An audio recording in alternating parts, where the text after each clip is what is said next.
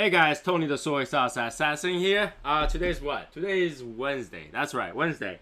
How's everybody doing? We have Jason, we have Joseph, we have Ash Queen, we have Kyle, we have I think Kevin. We have Kevin. We have who else? I know Don was on a little bit ago. And whoever I missed. Whoever did I miss? Who else did I miss? Yeah. That's pretty much what it is. Not sure who else I missed. If I have missed, you know. So, let's start with music and get it going. And I feel so weird today because I put a heater over there. And because the size, I had to reduce by one light. And because it's less light, I actually feel like it's not bright enough or something like that. But it is bright in here. It's just not bright enough. I don't know. Hey, Christopher. So, today we're smoking this Casa Cuevas Reserva Conneticut. And the funny thing is that the whole time I was in Arizona, when Brendan bring out this cigar, this one or the Habano one or I think it's Maduro one, I always miss it. I'm either smoking something else or I'm just not here one in front of you. Take a look at the band. On top of the Casa Cueva logo, the old band should have 4 stars on top of it. 4. Okay? And the new band, this particular one, the Reserva, has 5 stars on it. While I cut this, I'll let you guys take a look at it. Let's see, let's cut this. Okay.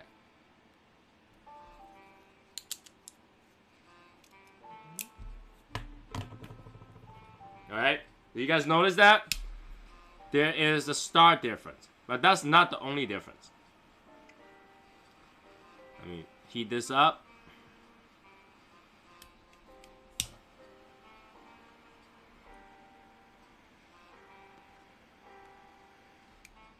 By the way, if you're smoking something else, go ahead and put it in the comments. Hey, Dustin.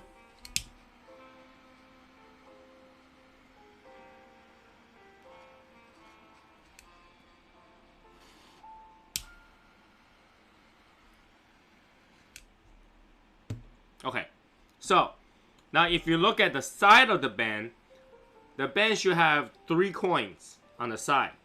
This particular one has 4 coins on the side. Alright, 4 coins on the side. Now, I don't remember exactly what the first 3 is, but I don't think it works. It actually makes me more itch. I gotta be really honest with you. Once I put it on, it itches more. So I'm trying to forget all about it, and you know, try to get all this nicotine help. I don't know if it's working. Maybe it will keep those chick away thing, but then you will not move away the itchiness. It does itch. So, it should have 3 coins, and this Reserva one has 4 coins. And I was told that those are the emblems, like from like the regions, so like Nicaraguan, Dominican, or maybe Cuba has one too. And the 4th one is America, because now they're producing cigars in America, or the generation that's in America. And the reason it has 5 stars is because now they're on the 5th generation. So I think the son has joined the the descendant or son has joined the family business. Now it's 5 generation of cigars. That's why it has 5 stars. Now, I think this is Nicaraguan. No, this is Dominican select, so it's Dominican. Right? But I think the last one, the last coin stands for America, something like that. I could be wrong, but if Brendan comes back up, he can kind of correct me.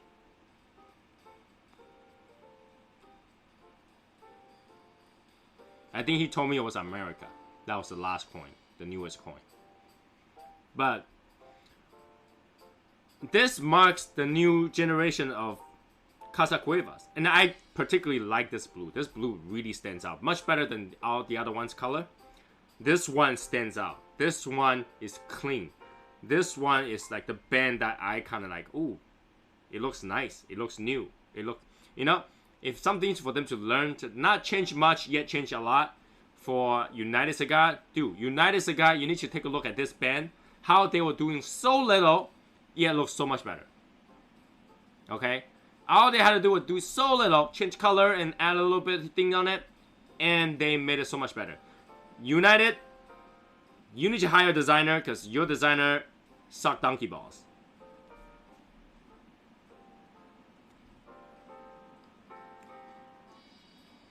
So this is supposed to be Connecticut, but if there was a scoring system, all right, if I was to score this particular one with the Connecticut that I don't usually care for. Hold on 1 second. This thing is driving me crazy because it's trying to zoom in, but I turn off the zooming. I don't like the zooming. I can be blurred, that's okay, but just stop zooming on me. Here we go. I don't like that when the screen kind of pops and shake when it zooms. So I'm gonna turn that down. There we go. Okay. So, the Casa Cuevas Conneticut, the one I think with the black band, is not the one that I like more. Alright? Because I always tell you guys that's too light for me. And it's true, it is too light for me. When I smoke that cigar, I feel like I need another cigar. But this particular one, without adding too much body, it actually has more flavor. I didn't feel like the body was strong. I didn't feel like the strength on this is too strong, but the flavor has increased significantly.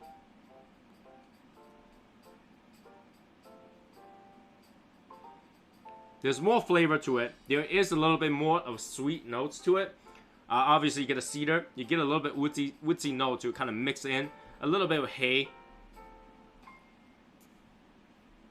A little bit of creamy and nuttiness. Almost buttery. Almost buttery.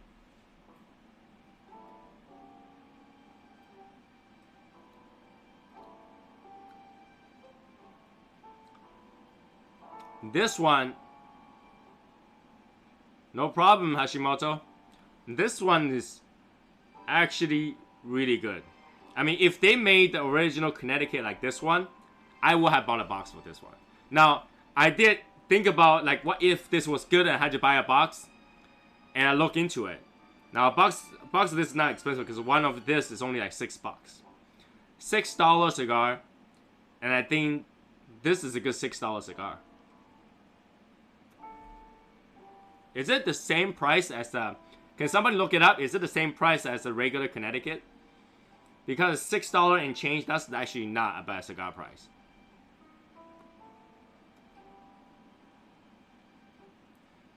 For Connecticut, this is pretty good. I can see this to be an everyday cigar. This is actually pretty good. Alright, Matia Maya.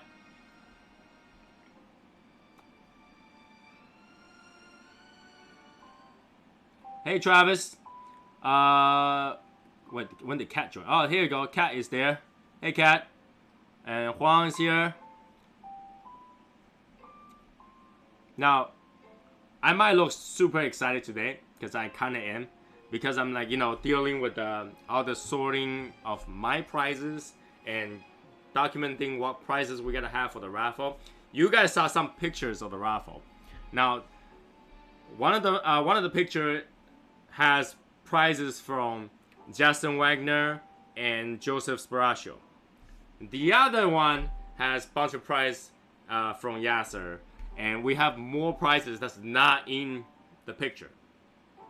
So, you know, I was worried. I was like, these prizes, if you add it up, we probably will never make enough tickets to justify the prize because it's grand prize. But it's Christmas. I think we just need everybody to be happy, right? Everyone's gotta win. Everyone's gotta win. And those stuff is out of the roof. Now, like, any of those grand prizes, I think is, you know, over $100. Any of the grand prizes is over $100. All right, any of the grand prizes over $100. Any of the second tier prizes, we're gonna probably have like 3 or 4 tiers of prizes in different ranges, and we're gonna mix them up and then draw them. We have like over $100. We have near $100. We have just under $100. We have somewhere between $50. We have somewhere between $20 to $40, and then we have stickers and all the other crap. So if you're not playing, you're guaranteed to lose, guaranteed, because my plan is for everyone who played to win. Everyone who plays is gonna win something, guaranteed. Just like last time, everybody who played wins. Now, just so you guys know, things might happen like last time. Random prizes gonna come in, and those prizes are only for people who's in the show. If you're not in the show, you can't play. If you're in the show, you can play. And those are the random prizes that's not even on my list. It's just gonna happen. It's just gonna happen. All right. That's the day where Tony the Soy Sauce Assassin is gonna be our brother Soy Sauce Assassin. Okay. And you don't even have to pay tax. Super excited. Super excited. Now, the tickets are easy to get. Anybody can get it. Any amount you want. $5 a ticket. No limit, all right? But I think if that was up to me, I would have just go straight to... I would rather to get my name called 7 times. like Cigar Mechanic, because that's good-ass deal. Now, if I smoke the Woody, it will be the day where I go to Bob the Cigar Guy. And now, I talked to Bob today. I told him that if I'm going there, we're doing something crazy, okay? We're doing something crazy. I'm probably gonna come up with something really nasty for him to eat. And he's probably come up with something really nasty for me to eat. And we'll do a vote, okay? But I wanted to help Bob to raise money for that particular vote thing. So let's just make this simple, okay? Every dollar is a vote, and we'll vote during the show. Okay? But the rule, I'll tell you guys once I have it set. But there's gotta be voting involved, and you gotta have so much fun, because it's gonna be a long show, since the cigar is gonna take forever to smoke, and we'll find out who loses at the end.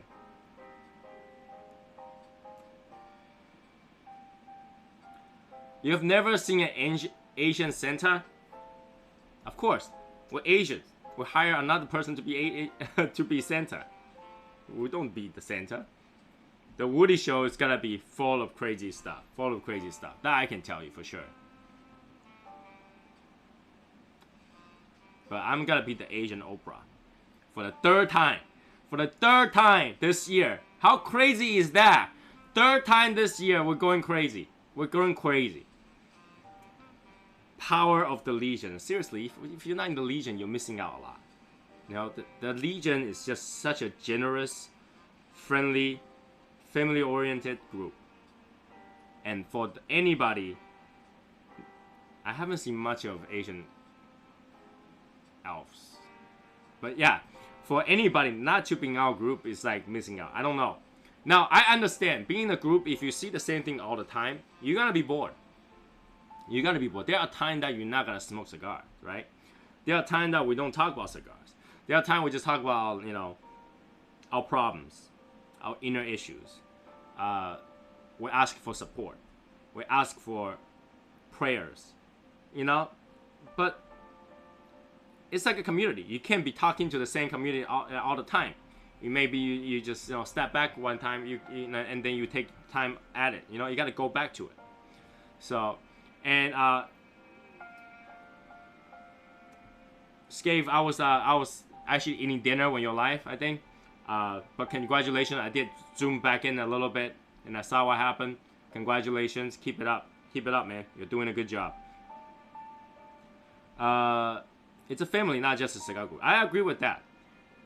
If you guys ever went to any of the meets that we have, all right, and the people that went to the meet can contest to that, it feels like we just know each other for a long time.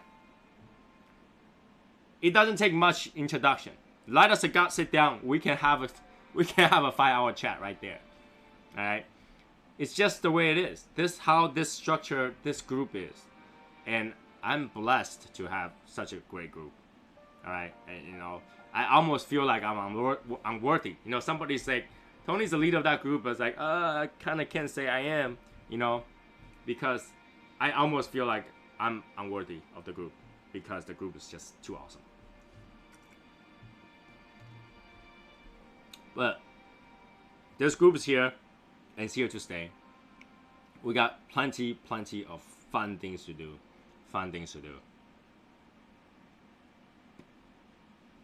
And of course, I know Martin Amaya has been really busy expanding his horizon, but Martin, you gotta get back and really show some love to your SSL family, man.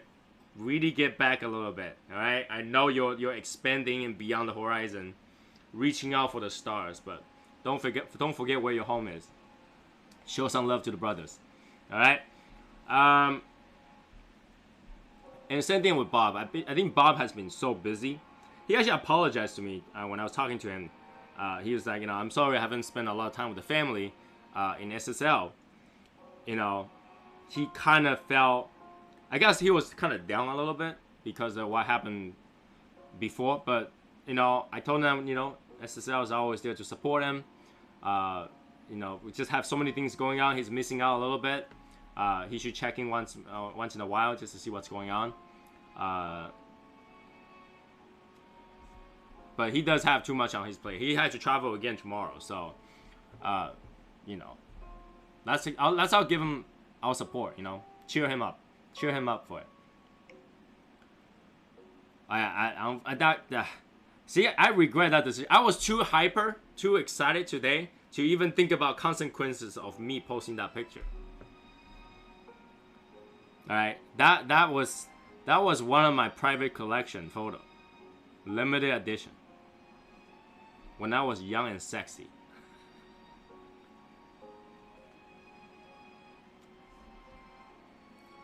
Hey, William. Make sure to give him a huge hug for me, too. Let him know, you know, Tony the Soy Sauce Assassin love him, too. You know, he's putting out 5 videos a week. That's a lot of videos. So I hope he, you know, he have time for himself, not go overboard, you know. Yeah, well, now that you see how skinny I used to be.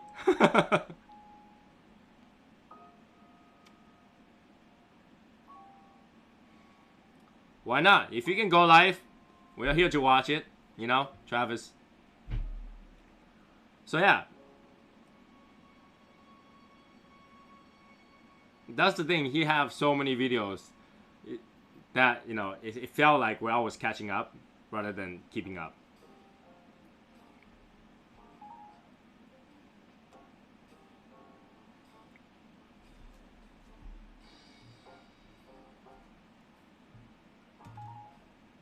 But yeah, Bob told me about he have some ideas for fundraising for the charity for next year. You know, I don't know how we can help at that time, but you know, if we can help as a group, we'll totally do it because I think it's all worthy cost. I think it's always a worthy cost to help.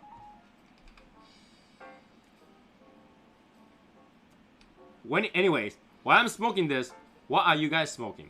Let me know what you guys smoking today on this beautiful Wednesday. Outside is not too cold, not too warm, but you know, I still had to turn on this big ass heater. This heater over here is gigantic. It's about, you know, one of those inside portable heater AC unit that I just installed it. So what I'm using right now is I use it to heat up the entire place first, and I turn it off because that thing's super loud, super loud. You know, I actually want to test it to see how much you guys can hear when that thing's on. So maybe I'll turn it on just in a few seconds. You guys let me know how loud that actually is. Does it bother you guys? If it is, then you know, during the winter time when it's super cold, I'll just keep that off and then have this heater over here running. But if that's okay with you guys, I'll probably keep both running during the winter time because my basement is like freezing cold. It's freezing cold. It's way too cold here to smoke outside. 23 degrees with the wind. I just couldn't bring myself outside to smoke. You can't hear it right now because it's not on right now. I can turn it on though. Where's the remote? Alright. So I'm about to turn it on. I'm gonna turn it on for probably 20 or 30 seconds. You guys let me know if that's way too loud for you guys to hear. Now it's on.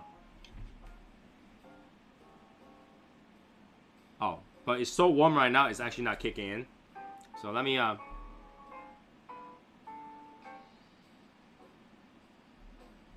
turn on the temperature so it will kick.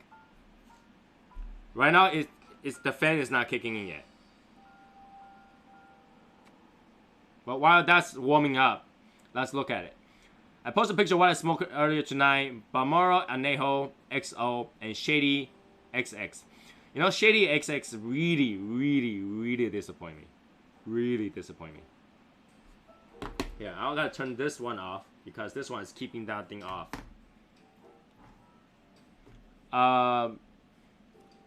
Joya de Nicaragua. Okay. Bandit Liga Zebra. So the new one. La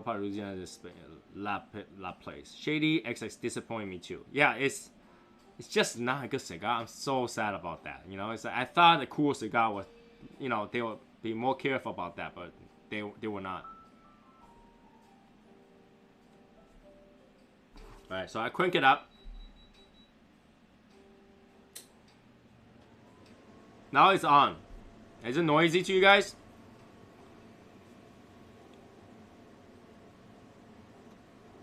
So what do you guys think? Is this too noisy?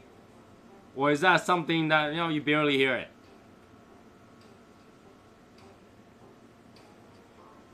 Because right now it's on full blast. It's like screaming hell. I can hear it like crazy.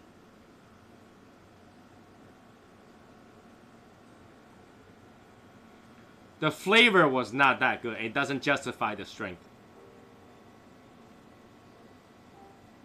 Oh, you can barely hear it? Really? Oh, so when it's really cold, I'll have both of them on. But right now, since it's not that cold, I'll actually turn that off. Cause I can hear that super loud. I don't know about you guys, but I can hear that like super duper loud.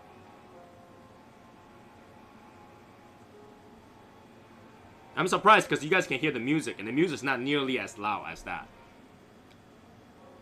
That thing was screaming. Ah! That's what I hear. Ah! Yo, Nate, what's up?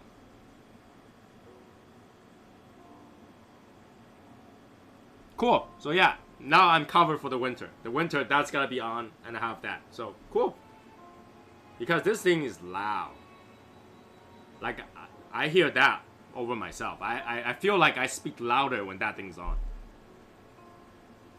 Construction on this 1/3 of the way through. Very good. Again, this thing doesn't have that much strength, but it has good flavor, and I'm actually like that. I mean, the flavor is coming through. I like that. The flavor is. I think this is a great improvement over that Connecticut one. All right, the regular Connecticut. This is a great improvement. This is definitely worthy of a try, and I like this band. I like this band. I like this band a lot.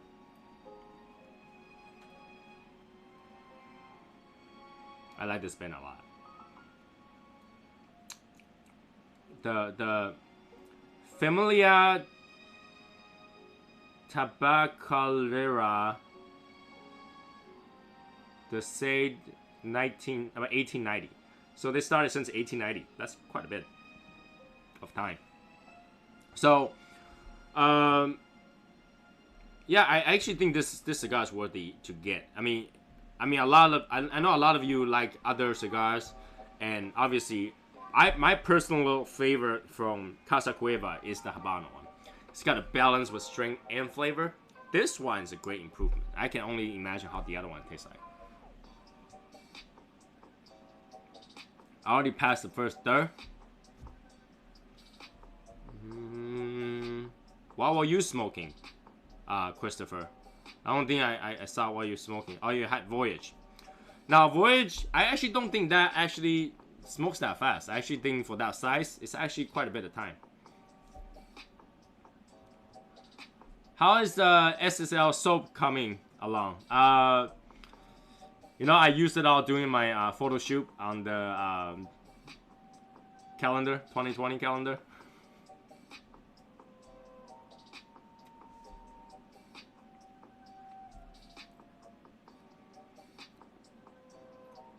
It has this other flavor in there. I can't pinpoint what that is. Free bar with each calendar. Yes, free bar with each calendar if you can find it.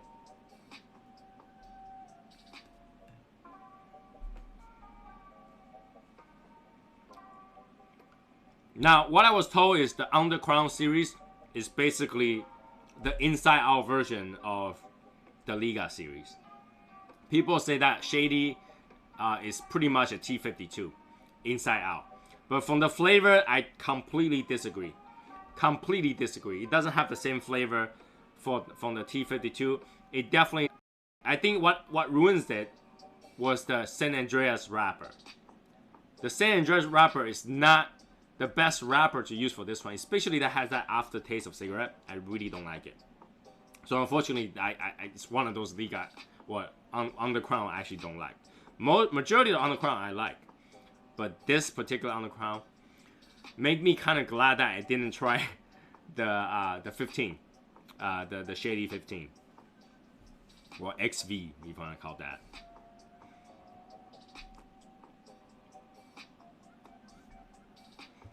Well, they say the difference was just that, San Andreas wrapper. Sometimes I wonder why people choose the San Andreas wrapper, because it's not a popular market, and it does have, majority of those has the cigarette aftertaste. So, you know, for people who like cigar, most likely you don't like cigarette. Why would you put such a wrapper in there? It's pretty much for people that still smoke cigarette while they smoke cigar. Camacho Nicaraguan rum aged barrel. I was talking about your cigar. Oh, this? Because I smoke fast. Now, because this is Connecticut, to me it's pretty light. So I'm actually smoke pretty fast on this. Because I like the flavor and there's no strength, so I'm not paying too much attention to how much it burns for me. I just inhale, I mean not inhale, draw and draw and draw until, you know, I find certain notes that I like. I also want to see the construction, the burn. So far, so good. So far, so good. It has a little, you know, opening in the front, but you know, it kind of fixes itself near the end. So now, how I take a draw usually is a pre-draw and then a full draw. Sometimes, if it's something that has more of a free airflow, I'll take 2 pre-draws and then full draw. So a lot of time you'll see me smoke a lot faster, but it's really because I want to start that heat going through before I take a full draw.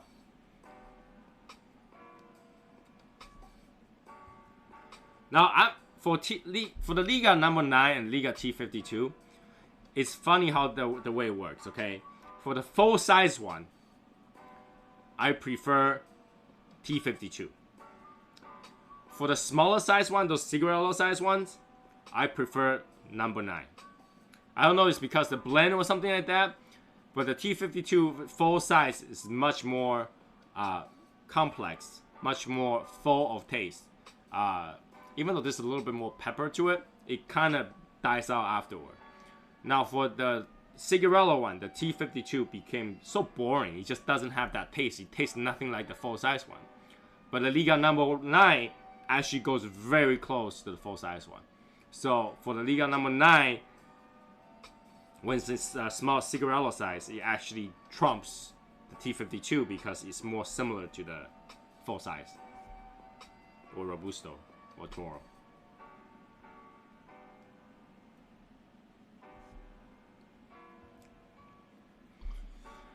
Woo! So yeah, we're halfway through the week. Very glad that's there, you know, like there. So for Casa Cueva, I think the only other one that I don't have is the Reserva for, I think, Maduro. But I do have that Sledgehammer one. So for this Saturday, I want to try that sledgehammer one. It's very interesting how they, you know what, they just got so much issue, and then they go all of a sudden go, you know, let's make a cigar to commemorate us being robbed, you know, because you know, if you guys remember what happened is somebody drive a, like, you know, white van over, took a sledgehammer, break through the concrete, went to their warehouse and just took everything, right?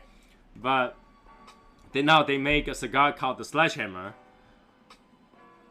with the shaggy food and everything. You know, it's just like sticking their fingers as, you might have taken everything that we have, but we still possess, like, you know, stick a finger back to yourself kind of thing. You know, it's actually think it's really cool.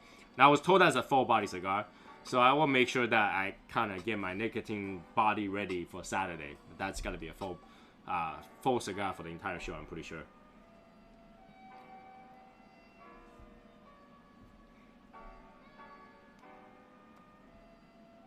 Now this draw, even though it's pretty good in the beginning, it does get a little bit resistant.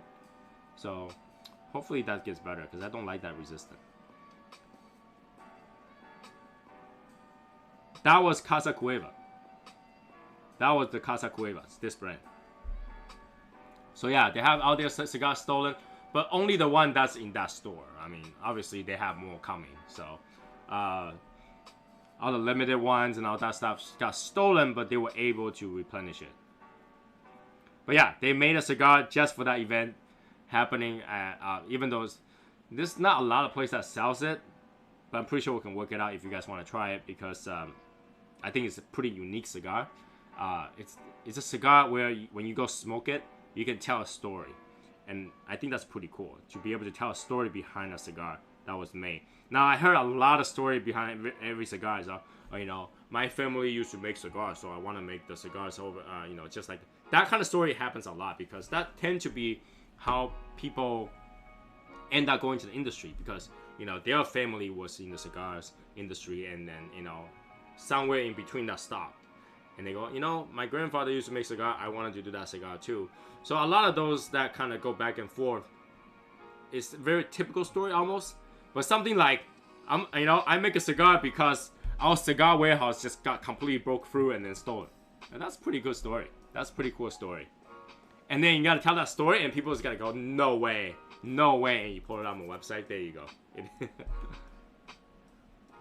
Wasn't there a cigar company that had full shipping containers stolen of cigar right off the boat? I think it was AJ Fernandez or something. Some company that can easily replace it. The problem with that is, when you have company like AJ Fernandez get their entire ship container stolen, that's very easy to unload, right? Because everywhere sells it. You don't know who has those, like, you know, stolen goods. There's no serial number on there. There's no way to track it, right? So, you know, knowing that pretty much everywhere you can buy AJ Fernandez, to unload that's very easy. To unload Casa Cueva, that might not be an easy thing to do. Hey, Yasser's here!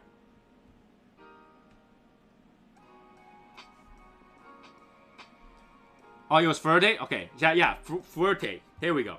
So, if you want to get rid of Fuerte, it's very easy, and people collector will buy them. But imagine you have a whole truck full of Casa Cuevas, which only have, what, 3 or 4 stores nationwide, if not less, that really carries it. And you have that entire place stolen. How are you gonna unload that thing? You can't even carry. You can't even say, "Hey, I got a lot of these cigars that you can buy and sell it in your store at very cheap prices." Well, first of all, those cigars isn't expensive to start with. All right, so the purchase price for the store is pretty low already. Now let's say they sell it at even half price. How the hell you gotta get rid of it? People is like, who's your rep for Casa Cuevas? We don't have one. We bought it from someone. Then you get caught. Now the problem is nobody got caught. No one got caught. I can only imagine that they stole those, and they gotta bring it back, put a Cohiba band on it, and call it Cohiba cigars. Seriously, like, there's the only way to sell it is to rebrand it, because you'll be able to tell that's Casa Cueva, and there's only so many places that sells it.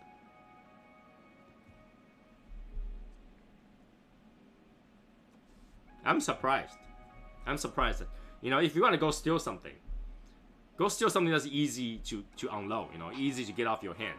You stole something that's pretty hard. I hope this guy is just like, oh, I can't get rid of it, so I'm better smoke that, and then became like #1 fan of Casa Cueva because all he can smoke is Casa Cueva. Yeah, at least that would be a good outcome to that. That would be a good outcome to that. But that's crazy. That is crazy.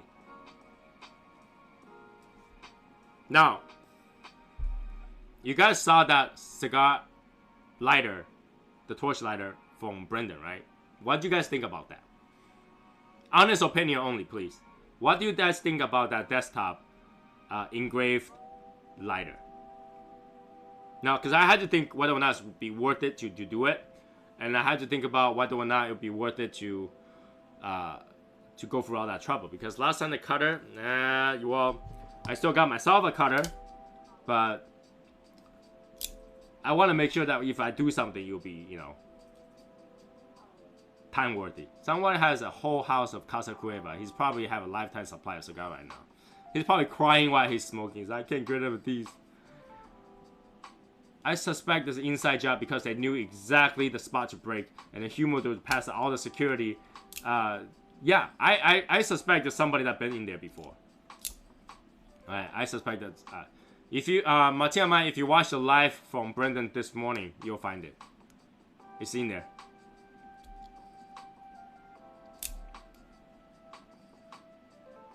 Engraved looks good. Okay. Now that is a tabletop cigar lighter, so you're looking at still a pretty penny for it, but it will be like a, you know, substantial, weighted like this kind of cigar lighter. So I played it with before. It's quite big. It looks pretty good on the table. So it has to be an inside job. It has to be somebody that been into that warehouse before. Because there's no way they go like 007 style, get a glasses, see through the wall, know exactly where to break, and then bypass all securities, grab and run that quickly. They didn't even care if there's a security camera. They literally did not care. Right? They literally did not care if there's a security camera. Now,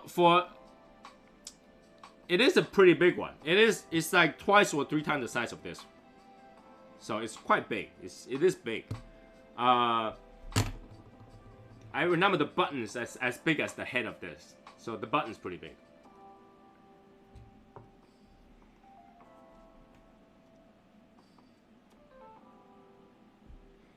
I should have taken off the band earlier, because if I take off the band, the ash is gonna fall. But yeah, it has to be something like that. I just can't imagine anybody want to steal cigar to... You know, they didn't even go to the front to see if there's any register that they can get cash out of it. That makes you think. It's like, you know, shouldn't people want money? So wouldn't they grab the entire cash register with them too? But they didn't. They just took the cigar and cigar only.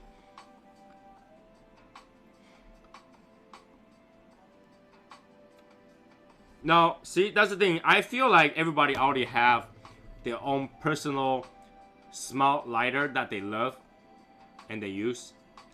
So I think it will be redundant to make another pocket lighter. That's why I keep looking for desktop lighter, because I think part of having something like that is to be able to tell a story, right?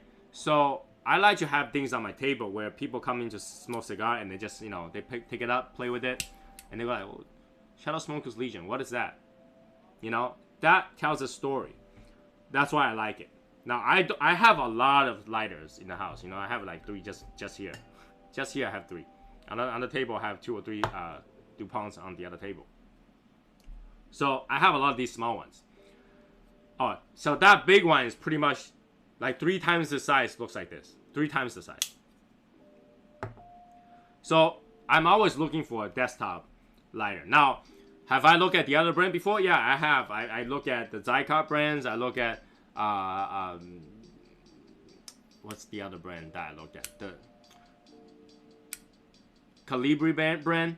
Those ones, I thought they were really cool, but I never got to buy them. Not because they're expensive. They're like $100 range cigar lighter. It's because I don't feel like it tells a story. Like I would just have a big lighter in my table. In that case, I'd rather buy one of those old Bunsen burner type of lighter. That would have a little cooler. That's why I didn't buy those. So if I'm gonna have a lighter on my table that's big, I want to tell a story with it. So that's why I haven't got one. And that's why I always been looking for a desktop lighter. So that it stays where you can see them. Always reminds you. Always tell the story. That's kind of my goal.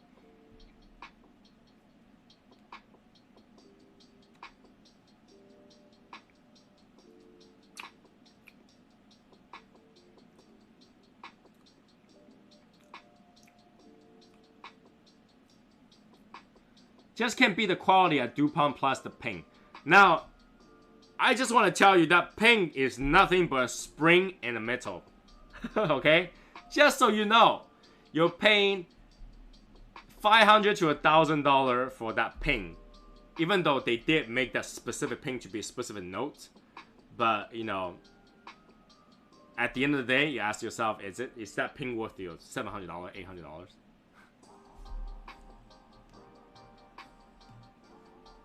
I mean, I love DuPont, but it's really annoying to refill them. Have you seen my rose gold tabletop that looks old and starts all kind of conversation? I have not. I have not seen that. Tabletop that looks old and starts all kind of... You know, one of the enjoyment of our cigar is be able to sit down and have it. Educated or non-educated conversation, and it's very important. I think it's very important. That really increase. I'm gonna take a look at the picture right now. That really increase the enjoyment of whatever cigar you're smoking. I mean, if you have good company, even Gurkha tastes good. Even Gurkha tastes good. Now I'm gonna try to find that particular post. I'll see if I can find it. Where is it? How old is this post?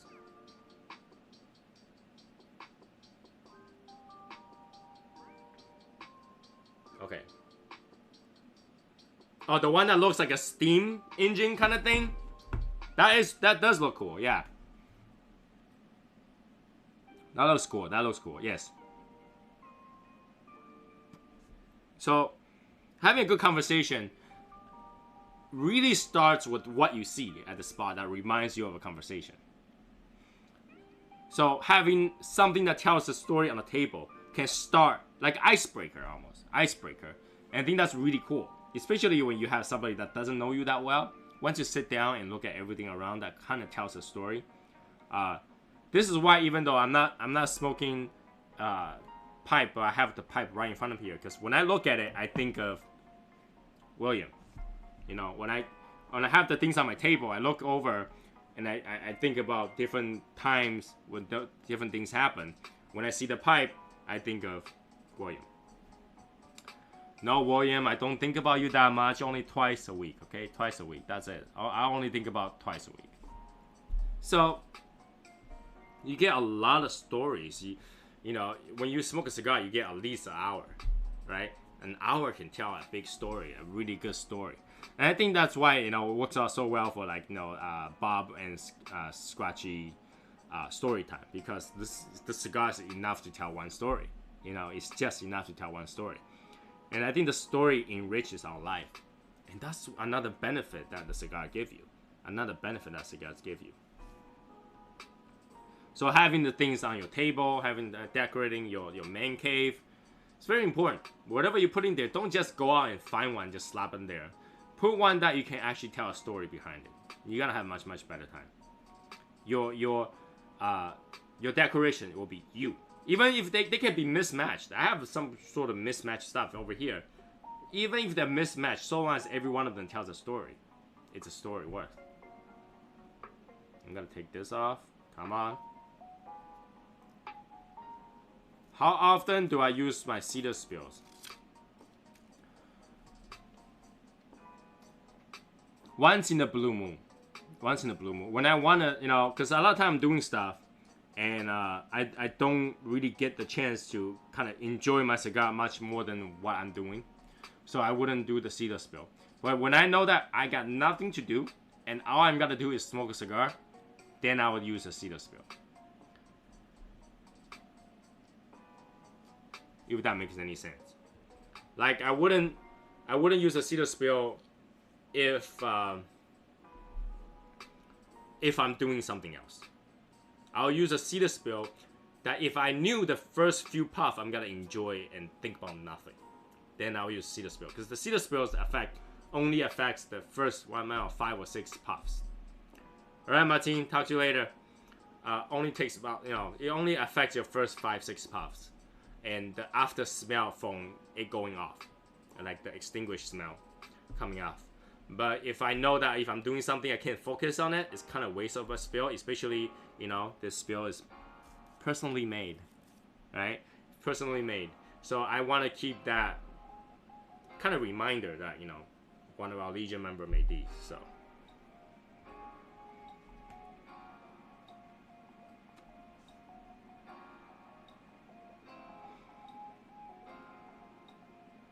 I always just use your torch. It is one extra step. You light, using your torch, you light this thing and then light it up. So it's an extra step. That's why you got to think about whether or not you need to do something, I like to use my cedar spill on my high-end cigar like Cuban, Davidoff, or and Fuente. Okay. Fuente. Yeah, in something that you want to enjoy more, then you will do more to enjoy that, right? For example, you can drink whiskey neat, but there are times that you just want it on the rock. There are some time where you want to drink something dirty, stirred, shaken. It's just that what you feel like that day. Now for me, a lot of time I'm smoking and doing work at the same time, or try to get work through real quickly so I can have some smoke. In that perspective, I don't think I'm doing justification for whatever I'm doing. So when I'm about to smoke with cedar, so I don't use it all that often. You always drink your whiskey neat. Now, there's nothing wrong with drinking whiskey neat, but if you ask the pros, I always add 1 or 2 drips of water. You'll find a different world. Just for that couple drip of water. Separate the oil, you'll get a better note. I like to have a splash of like some soda on top, just so that it kind of separates the note, that there's a break point. Now, if you keep drinking the same taste, your mouth eventually gets used to something.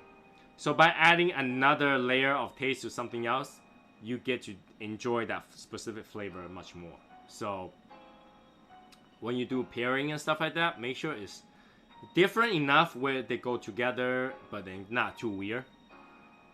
That way you enjoy it more. If you just gotta go, imagine this: if you eat a coffee candy and drink coffee, you're not gonna get the full effect of those. They will go together just fine, but you wouldn't see the difference between them.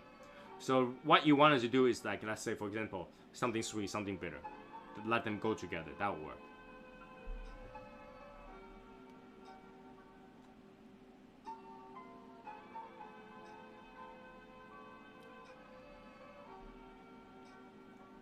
I love me some rice buffalo trace. Oh, nice buffalo trace. Once I read the rice, it's too far away from me. I had to read it separate. I had to read it like this.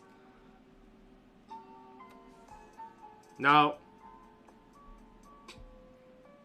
well, barrel proof, we definitely want to add some water to it. I read nice, from a distance, nice looks like rice to me, if I read it real quickly. So, but now that I read it here, it says nice. Especially barrel proof, yeah. So barrel proof, because it's much stronger, you want to add that water in there. Not to dilute it so that you get less alcohol. I mean, a few drops of water is not gonna get rid of the alcohol content. But it really opens up. It really allows that oil to settle and separate so that you can get the most taste, because barrel proof have more of a bite to it than none. So if you open up a little bit, you can kind of enjoy that layers of taste. The layers. You can really see it. When you drop it out, you see the oil just go. It's really cool.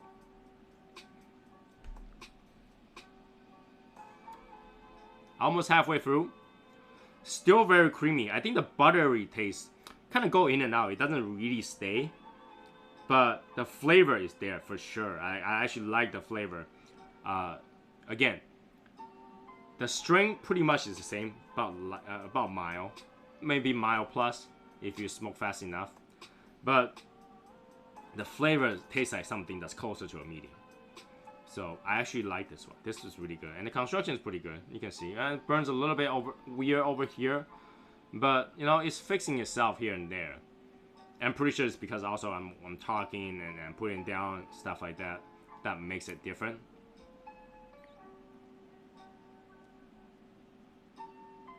Good smoke output too. Good smoke output too.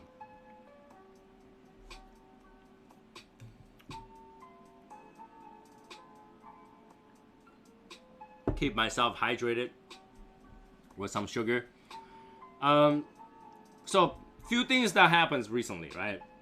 Obviously, not too happy with Holt Cigar.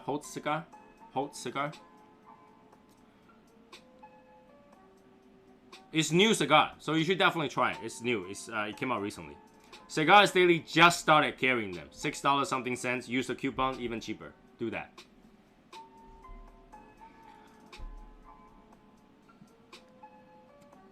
I can't believe that somebody will actually do that, like as if we're all stupid. You know, I mean, there are times where you can't really tell which one is plume, which one is not. I understand that. There are times that's like that. But when something that obvious and you have to type it up there, it's probably better not to type that. That's insulting. That's insulting anybody's intelligence. It's like, what do you mean by plume? This is not plume, are you crazy? And that just tells you that how many customers they try to rip off by telling them that's plume. Can you imagine that? Few customers gotta call in and says, hey, I think my cigar's got mold on there. And they gotta go, no, actually that's plume. Without even seeing it, that's plume. Alright? And even if they see it, they're like, no, that's plume. Try to avoid a return that way. You know, that when I read that, I was like, I told you guys so. There's a problem with hot cigar too. And you guys didn't believe me. You guys didn't believe me. When I say Cigar International, hot cigar, when they care, you know, the way they store the cigars is like having a fan full of mold just blowing at them. And the mold spore just goes into the box, and when you open it, you gotta think, well, maybe when you receive it was fine. But how about if you try to age them? Imagine what would happen if that box was about to be collected and never opened. If that box was never opened to check the quality or check whether or not safe. When you open it, you're gonna have a colony. Open it up, all the molds, it's gonna say, hi, my creator, hi, hi. And you're looking down like 4 boxes of green mold on there. That's what's gonna happen if you didn't open it up and check it.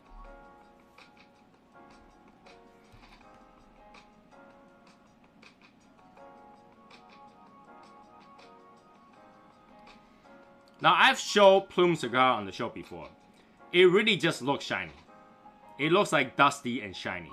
But it's very even throughout. You're not gonna see a spot of anything. Alright, you're not gonna see one spot here. You just gotta see the whole entire thing is kind of coated. Alright, because the entire cigar is put in the same condition. So, when you see it, it's just entire thing coated. Entire thing coated. I mean, I remember showing that I got bitched at for packaging. I remember that. But you can do that. It's actually, you know, if you store your cigar right, you'll get that. Doesn't taste any different though. It doesn't taste any different.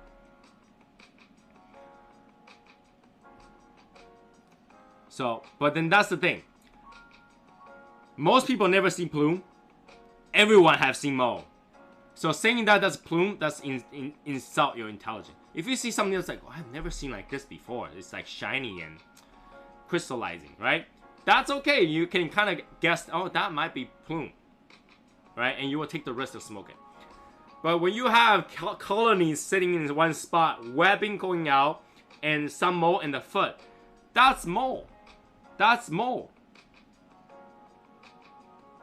Ordering online is like ordering a grocery online. Someone's picking your soft tomato and rotten grape. That's why I always had to go to the store. I always had to go to the store. Those cigars is in the factory, in a storage unit where the fan literally is blowing large amount of water into the air. They can't do a little bit because you have a large storage. You need to raise the humidity level. So you have multiple fans that literally just blown water, not even steam, not even like, you know, we're not talking about something as small as Cigar's Daily's humidor, where one unit is enough to blow enough steam into the air that will get it to that humidity level. You're talking about warehouse full of cigars that needs fan that just really blow at them.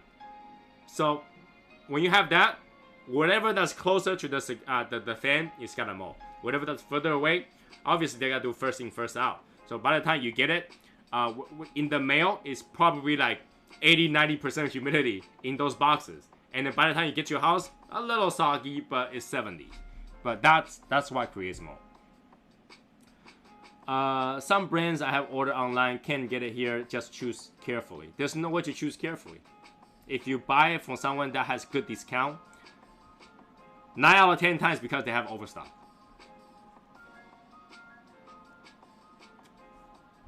Alright, whenever you see a discount, crazy discount like that, 9 out of 10 times because they have overstock, or they choose to sell you their free samples that you gave away. Alright, so you gotta ask what is that, okay? When the cigar company orders cigars, like, you know, for example, Cigars Daily order cigars. Let's say they order like 20 boxes, all right? A lot of time, manufacturer will be like, oh, since you order so much, I'll allow you to run a special.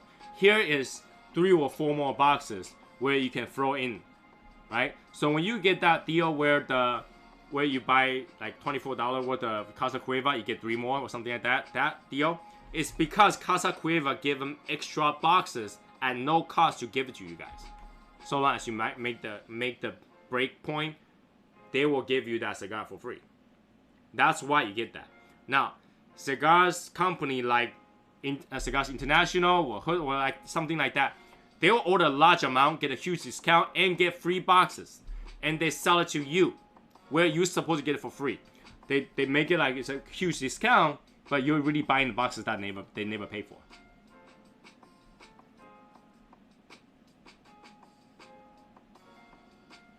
Sounds weird, right? But if you hear all those things, why like some of the company gets really pissed off because things that should be free, but instead of giving to you free, they charge you for it.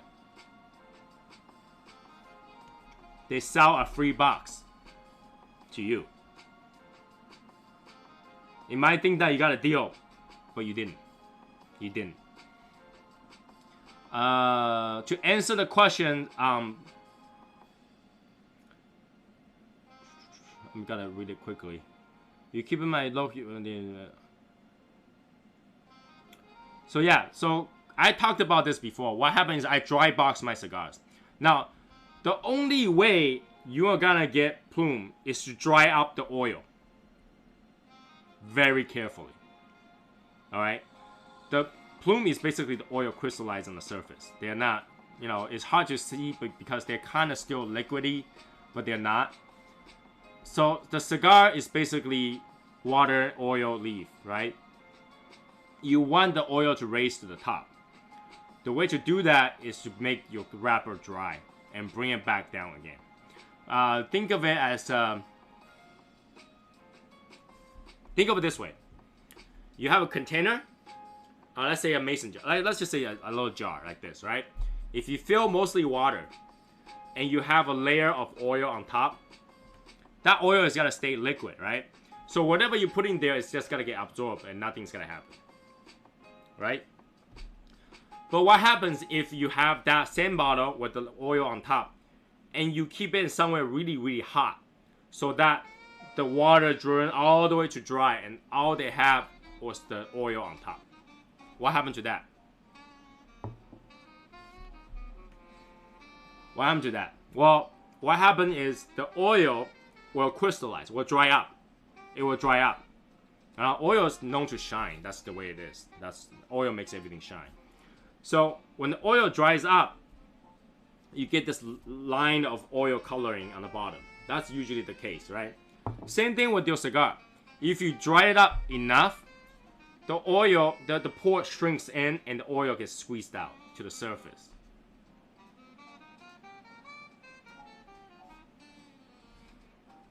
And then you just have to keep it dry without damaging your wrapper. So what I do is, if you want to make cigars like that, 3 months in a 35% environment, 3 months in a 70% environment, 3 months again to the to 40% environment, and then go back to 65 environment. Just keep shrinking that gap. Keep shrinking that gap until in the end you get 55. You'll see the dust on top.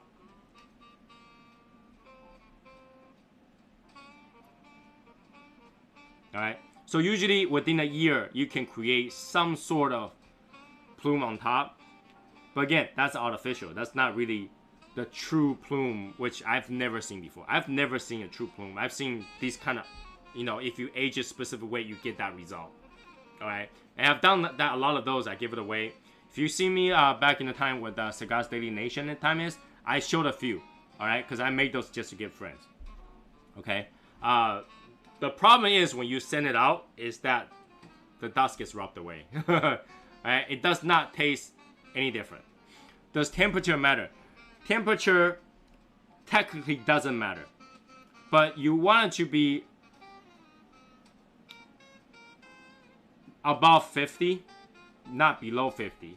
Because when it's below 50, the water starts to kind of freeze up a little bit and they don't evaporate as fast. You don't want to get too hot where the water evaporates and then the eggs start to hatch. You want it just enough so the water naturally goes away.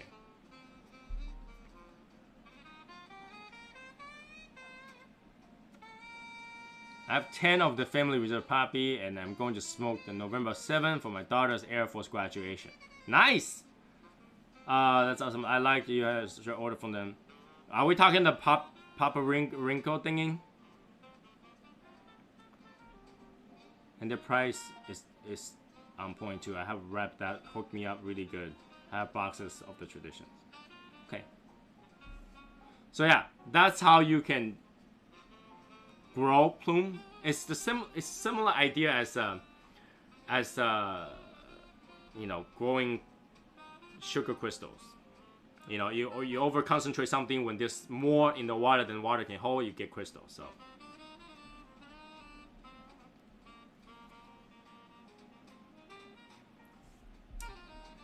Hey, if you got one, I'd love to try it. I don't know the reason why I never buy them. I never buy them. I've heard it before, I just never buy them. Probably skipped it every time I try to buy something out there. You know, like when you go to the store, you just kind of this, and you forget the rest. So yeah, that's how you get plume. I mean,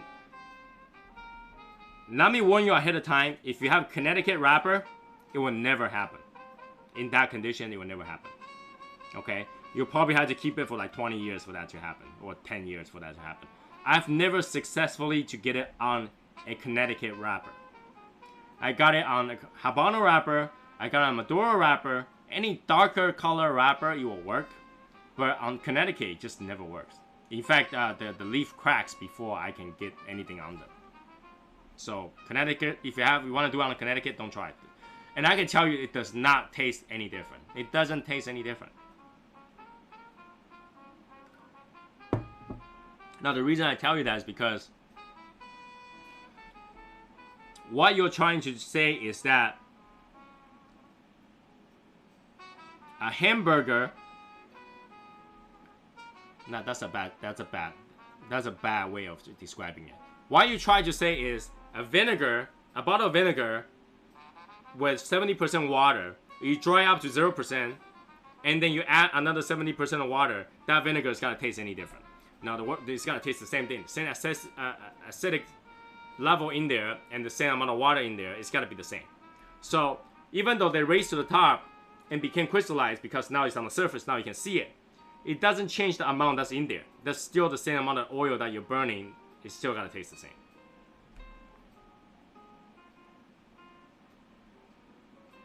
Alright, so I think why people say it's different is because before that had plume on it, they smoked it. and it was underaged, was just, you know, not aged. But when they have plume on it, it has been aged more. Any cigar, if you age a little bit more, usually gets better. All right, so that's why they say that it did get better, but it's just really aged cigar. Just like Yazzer said, it doesn't change the flavor. It's just the cigar has been aged, so it kind of tastes more balanced, but it's not gonna taste any different. So you can have 1 year plumed cigar versus a cigar that sat there for 1 year that never got plumed. They will taste the same. All right, they will taste the same. I just want to put it out there. It's not that much of a unicorn. You know what? In fact, let's do this. I'll go get a box of cigar, and I'll dry box for an entire year until that thing plumes. And the next Christmas raffle, I put it out for raffling. You'll have an entire box of plume cigars. Okay? You have an entire box of plume cigars. I'll put it out for raffling for next year. That way everybody gets to try it. Alright? It's not that hard. It's not that hard. I just had to go out and find a box of like Alma Fuerte or something like that, and I just dry box the shit out of it for a whole year. And I can probably show you guys the progression too. But that's, you know what I'm saying? I can do that. Now, there's really no point because it will taste the same. But if that's what you guys want, put it for science. I can put it up there for a year. I've done it many times, so.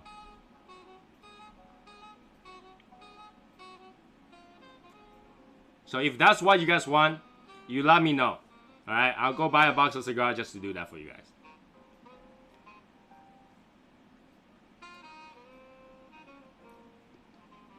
The thing is about Alma Fuerte is that I plumed them before and they actually shows better.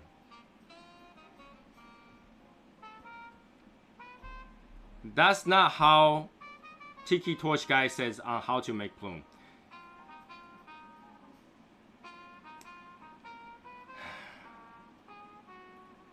Now here's the thing.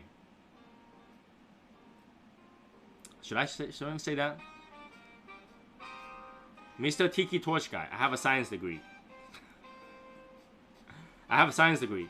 You know what science means? It means I can reproduce something, the same result over and over again, and you can't.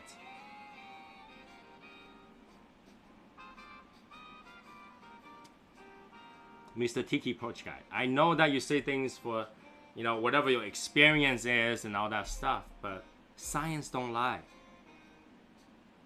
I got a lot of diploma on that side hanging on my wall. 4 diplomas. I don't know. I mean, that sounds horrible. But whatever the Tiki Torch guy says, yes, I mean, he might have experienced a lot of cigars and seen plume and stuff like that. I'm telling you, whatever happens to cigars is scientific reaction. You know, aging your cigar, curing your cigar, all those are science. So, you know the reasoning behind it, you can recreate it. Alright, you can recreate it. So long as the, you know, the conditions right. You know, just like a good chef can always make al dente pasta because they know what's the science behind it. You know, how to cook behind it. To get the right time, right temperature and all that, you get everything right, you'll get it. But again, using plume as an excuse not to get a cigar back from returns, get out of here. I will never buy from you, Hood Cigar. I will never ever buy from you. Ever.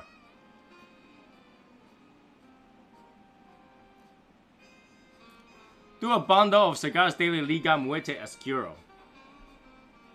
Those are super oily and will not cost you $300. True. True. I'm just worried that when I send it out, it's not gonna do any good. But yeah, I can do it. If you guys want to, I'll do it. Everything is science, yo. God created 2 things. Everything and science.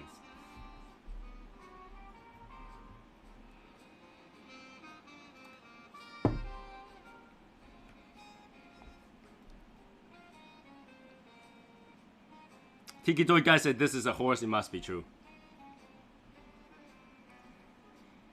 You know, I got nothing against him. I just don't like the way he trashes other people. He probably got to trash this too. I'm surprised he didn't trash the other one that I talked about Plume, but someone else did. So, whenever you bring up Plume, Mo, someone's got to go crazy. But the truth is that it's not that amazing. It's not. If you buy enough cigars, you've probably seen one or two of those, and you know they don't taste any different. In fact, even the cigar with minor mold tastes nothing different. Alright? People with some minor mold cigar can contest to that. Cigar with the light dusting of mold, you dust it off, tastes just the same. Alright? Tastes just the same. Alright? Unless the mold's in the foot, you gotta taste mold, but white mold is considered food mold, and all food mold is not toxic to human. There you go.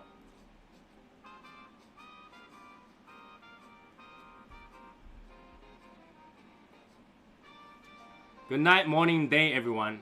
You leaving, Andrew? Or did you just got in? I'm pretty sure you're in earlier, right? No?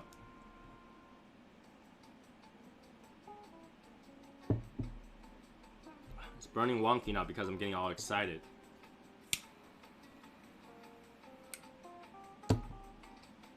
But yeah, for cigars,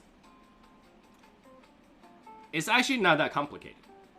It's actually not. The more you deal with cigars, the more you learn about it, the more you realize that I actually don't have to put that much effort and I can still enjoy cigars. Yeah, you gotta rotate it once in a while if you have a lot of cigar. Yeah, you gotta keep it in a consistent environment, which is not that hard to do, right? And then the rest is all enjoyment. The rest is all about trying everything and enjoy, which makes things much simpler, right? In the beginning, when you first started cigar, I'm pretty sure everybody have all this kind of questions, right? How to store a cigar, how to, you know,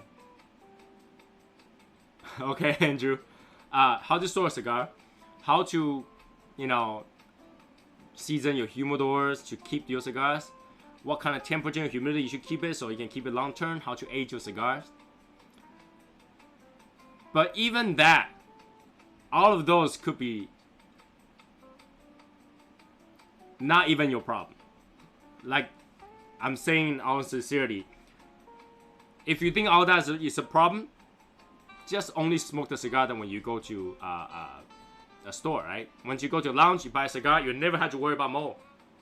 Never had to worry about storing your cigars, right? Never had to worry about aging your cigars. When you do, you realize that if you don't touch your cigar all that much, it takes care of itself, really. Just check it, make sure there's no mold, you're fine. Problem with the plume and mold debate is that people think plume comes from keeping the cigar at a perfect temperature humidity, which is 70-70. But I have a cigar that's 10 plus years old and have been stored like that, had never had plume or mold. Again, you cannot have something crystallized with existence of water. That just doesn't work, right?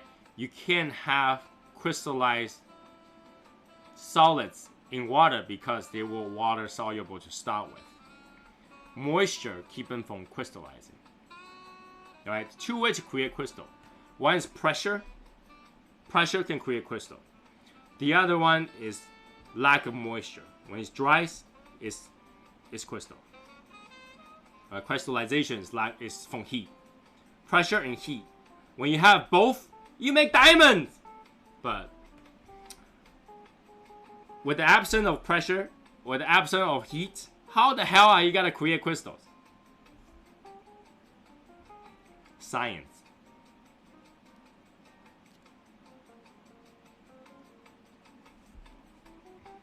I think 70-70 was never created for average household keeping cigars. Like, if you try to keep 3 cigars in 70-70, you'll over-humidify your cigar, for sure. Alright? Now, if you are in a large humidor like a store or something like that keep it 70-70 with that much cigars, it makes sense. Because really, you can keep it at 65.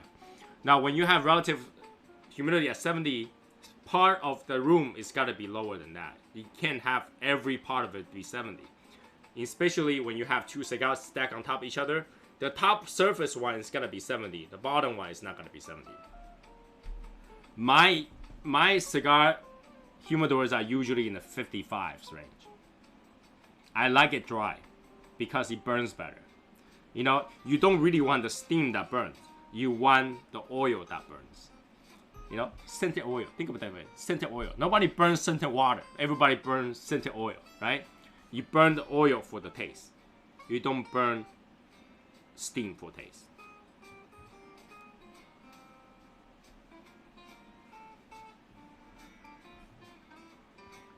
Now, even outside with only 10% humidity, indoor is not gonna be 10% humidity. And actually, the rate of humidity transfers is not that quick.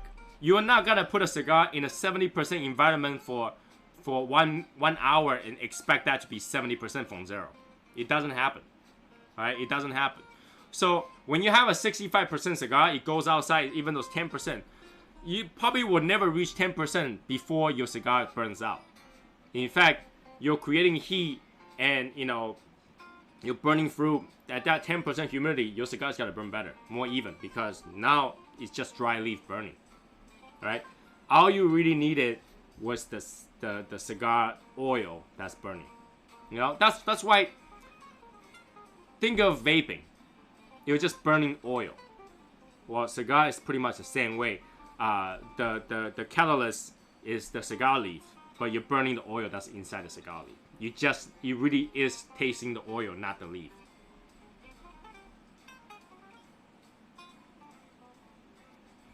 Alright? You know, think of the difference between a steamed chicken and a fried chicken. Okay? Fried chicken is gonna taste better because the oil has taste. Steamed chicken, no oil, no taste. Is that a good comparison? I guess that is. You know, something steamed will never have as much taste as something fried, right? Because the oil. So you're burning the oil. So keep in mind, what you're keeping is actually the oil. Oil on the cigar is what's important. And this is why when you keep cigar for a long time, it starts to lose flavor because this oil actually could evaporate. Alright? Oil can evaporate. And, you know, when it evaporates, you have a cigar that has no flavor. That's why. Alright? That's why. So, you don't want to keep your cigar so long where the oil is gone. You don't want to keep it so moist where the oil is not really being burned while you're sucking in, it's just steam.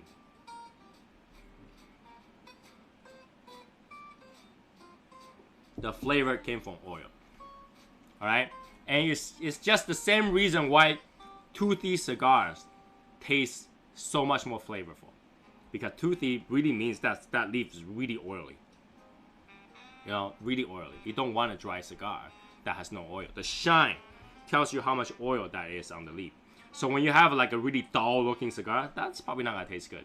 But when you have a really oily one, it's gonna have a lot of flavor.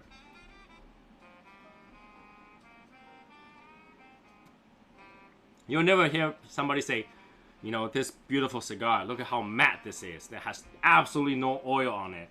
It's just totally matte, doesn't even shine. Light goes in, light goes out, doesn't shine at all. This is the perfect cigar. You'll never hear that. You gotta hear people say, look at this wrapper. Nice, oily wrapper, shines, toothy. This is a good cigar. Because oil is what you want.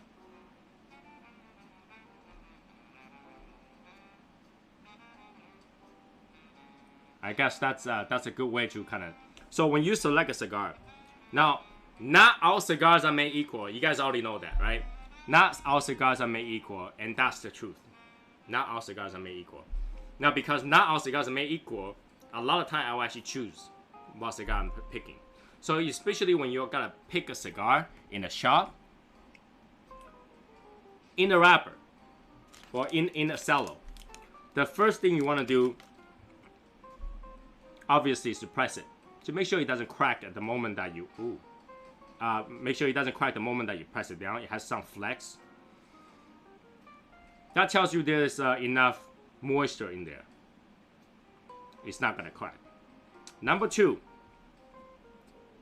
is to look at the shine. All right, So you'll see, I usually do this. I flip it around like this to see the shine. And I'll pick up another one to compare the shine. The shinier one has better flavor. Even if it's the same box, they're not going to have the same, exact quality. So you choose the one that's shinier, or more oily, or more toothy. See the bumps, if there's more bump on it.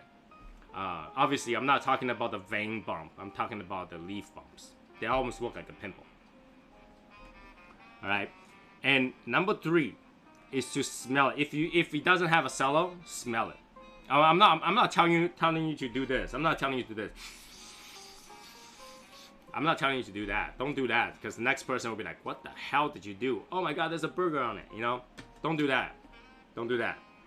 What I usually do, I just put it right in front of me like this. If you can't smell it, this thing in front of you, there's not enough sense. All right. If you can smell it this close in front of you, then you can tell whether or not that's a good cigar. So that's a little hints of how I select cigars. Obviously, I also look at color, but that's for different story. When I buy a box of cigar, I want the entire box looks pretty much the same shade. That's why I don't buy Padrones. That's why I don't buy Padrones, because it drives me crazy. Open the box, there's like 3 different shades in there.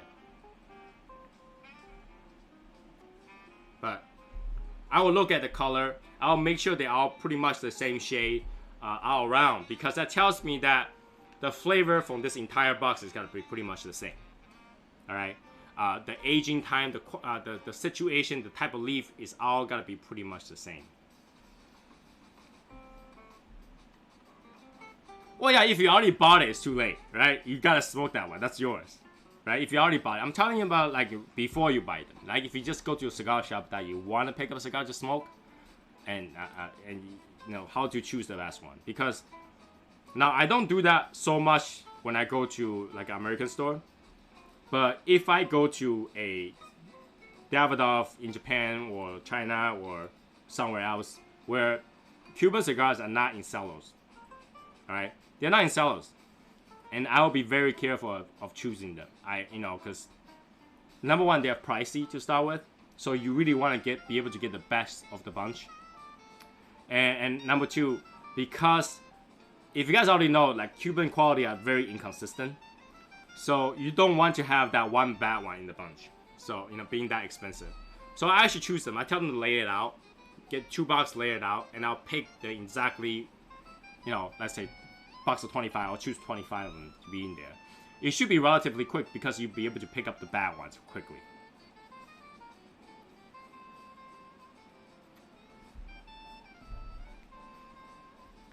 Now, those people are the reason why we have cellos. Why we have cellos.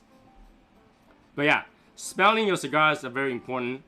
Make sure it doesn't have the notes that you don't want. Like I don't like really earthy notes, so if it smells really earthy, it kind of grosses me out. So I wouldn't smoke those. But like if you smell just cedar and tobacco, that's all you really have to care about. And also the color and the shine. Make sure it's not too dry. Press it a little bit. That's all you need to do. You don't have to molest it like. There's no better word on it, but you don't want to molest it. Because if you molest it, just think about the person that also molested. That's like a Me Too movement on cigars. Not something you want to do, right? Molest it too much, the cigar will lose its, construction and quality, and then you're rubbing off the oil off of it. You're putting your own personal oil on there. You don't want that, especially if you just ate fried chicken and you touched it like that, that layer of fried chicken oil has got to be on it. I don't know if you want cedar and fried chicken flavor in there. That probably won't go good.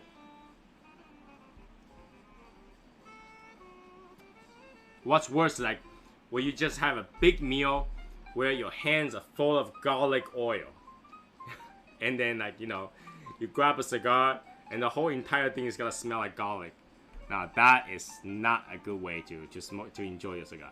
Wash your hands before you choose your cigars.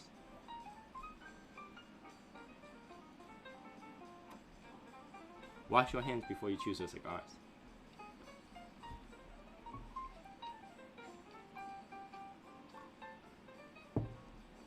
So, Now let's talk about what's going on lately. What's the event following up? If you haven't joined the Christmas Secret Santa thing, make sure to go join it. We can probably have one of the moderators to tag that post and pin it up back up there so that people can start putting their name on it.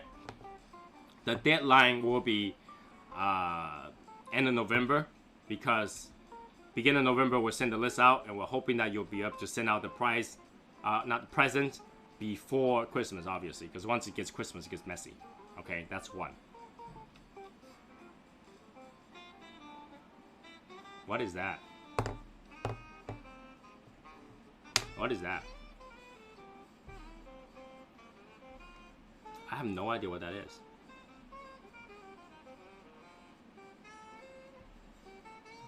I have no idea what that is. New updated version of Link to Twitch. Oh. I don't know what, you know. Anyways, that's one. Alright, so that's what's going on for one. Number two, the cigar box is train's still going. Make sure, you know, if you get it out as quick as possible. I don't know, for Christmas season, I'm almost tempted to tell the person who has hold that box through the Christmas season so he doesn't get lost. Alright, so whoever gets the box during the Christmas season, please hold on to your box until the Christmas ends. Okay, I don't want that box to get lost in transit, so let's get it out after Christmas. Number three, I know a lot of people's asking for the raffle. The raffle will start selling ticket November 1st.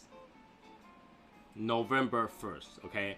Now, I only put up the top prizes from Yasser and from Justin and from Joseph because those got me excited. Now, we have a lot of other prizes, other demos, and other stuff. That's part of the prize. That's not in there. And what I will do is, by the when the raffle closes, I'll put up a list of all the prizes that we have known. All right, known prizes is gonna be there so that you know what you're winning for. But I think that those top prizes already justified it. I can tell you that I'm super jealous because I cannot play, right? To be fair, I'm not gonna play, but I can tell you I'm jealous. All those prizes, I would have paid. I would be like freaking $500 right there so I can win. But obviously I can't play, so that's not gonna happen for me. But I'm jealous. Those prizes are pretty good. Now, the rule is you can only win the top prize one time, okay? So there will be 5 people that wins that top prize. It will be 5 different people, okay? If we draw your name, we got the grand prize one time. The second grand prize, when we draw your name again, you're not gonna win that. We draw again, okay? Just so you know, you only win the grand prize one time. Just to be fair to everybody, okay? You only win the grand prize one time. Because I don't want to run into a situation where Brendan Wells, Cigar Mechanic, wins all 5 of the grand prizes. Okay? Cigar Mechanic, Cigar Mechanic, Cigar Mechanic. I don't want to run into that problem, okay? I just wanted to make sure that if we draw one prize for one person, for the grand prize, you can only win one time. Now, all the other prizes you can win in additional to that, that's fine. Alright? You can win 1 first prize, 1 second prize, and 1 third prize. That's totally fine. You just cannot win 2 first prize. But if you want to trade, that's a different story. Okay? You can trade if you want to.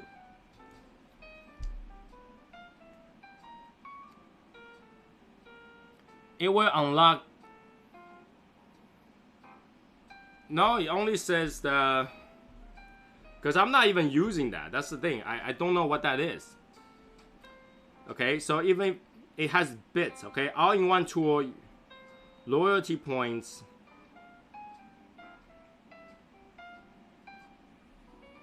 Streamlock bits, extension bits.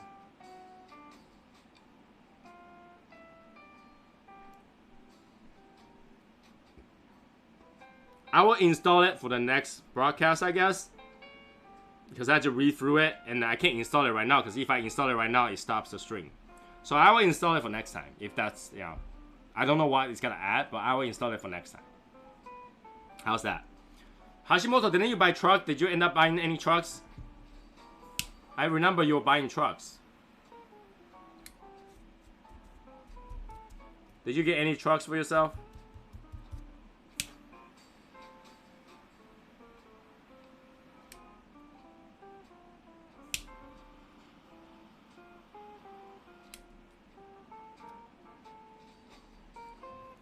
Oh yeah, in terms of the embargo package,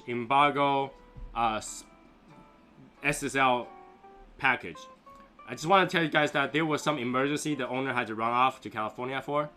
So we had to wait until he comes back. Probably another week. Boatload of them, 200,000 in new trucks. Are you putting one up for raffle? Here's a new truck for raffling. Now that became the top prize. Hey, if you're putting one up for the raffling, then I have to play the raffle. I need a truck.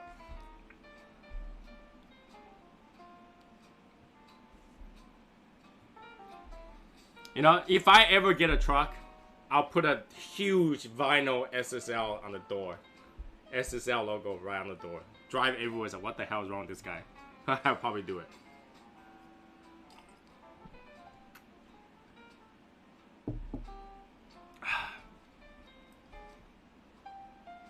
And that's not a lot either. I'm a big rig that can run over. Okay.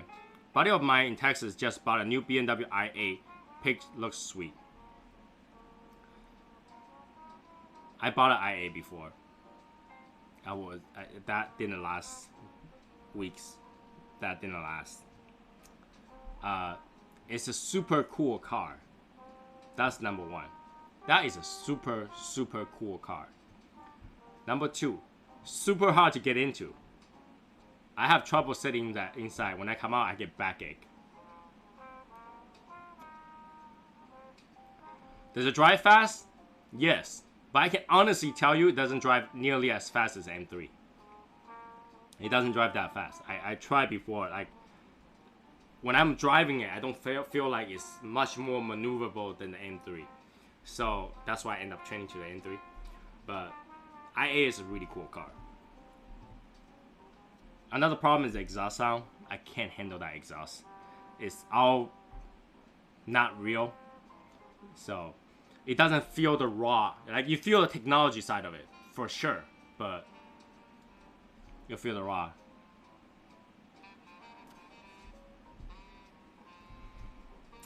Have I tell you guys why I don't buy American cars?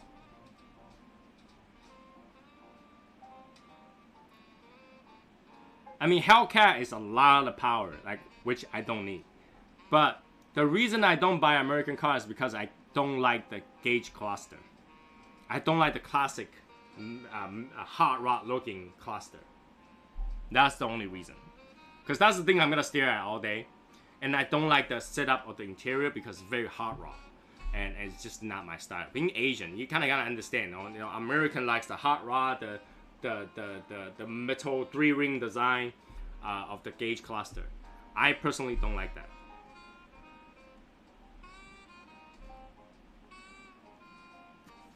I don't like the interior design. That's why I don't buy it. Not because they're not reliable, because they're very reliable. American cars are very reliable. Most people don't think of that way. They are not reliable because people hot rod the shit out of it. So they are not reliable. But cars are cars. You still gotta get your 60 to 100,000 miles to it and minor fixes. That's why the standard warranty in America is pretty much the same. And I can tell you, any of the sports car that I buy is less reliable than any of the American cars. Okay, any sports car you buy. Now, if you ever wanted to buy a real sports car, they break down like no tomorrow. Because you're not expected to drive them like a grandma. You know, with more power comes with more responsibility. Alright, so American car is pretty cool. I like the design, especially the Camaro. I love the Camaro. I love the Camaro design from the outside. I just don't like the inside. I just don't like the inside of it. I actually like American car. there's so many times that I thought about go buy a Camaro or go buy a Ford GT or something like that. But when I sit inside, hold on to the steering wheel, I just don't feel like it. Don't feel like it. I have. It's not practical. It's not practical. It's not practical. You know, when you have powerful cars, you gotta have a lot of problems in servicing them and stuff like that. The higher the level of the car, the more harder it is to do any work on it. All right, changing oil and stuff like that. A GTR's service A will cost you $1,000. That does not make any sense. So buy a car that you can work on. You're gonna have much more fun with it. Buy a supercar. You're never gonna have fun with it. Now this is somebody that tell me I think that makes perfect sense. Okay, on the street, the right of ways goes to whoever have a cheaper car. Right of way goes to whoever have the cheaper car. Why? Because you never want to ding your car. You never want to ding your car. When I'm driving and I hear a piece of rock just bounce off my car, doesn't matter what it is, my heart skip a beat. It's like, oh my god, my paint, you know? But when you buy like a $30,000 car where the paint easy to fix, then you wouldn't care. You'd be like, yeah, keep it going.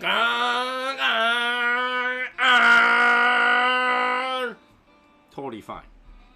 When you buy a sports car that costs you like 100 grand, you'll be like, is there any road debris? Is there any car in front of me? I don't want any rock hit my car.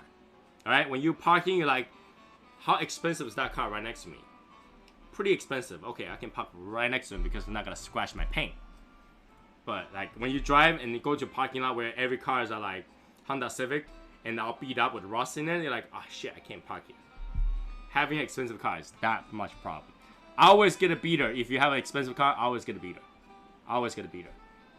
But in terms of having fun, a lot of time I think lower horsepower car gives me more fun because you can actually rev up the engine until it screams to death. Right?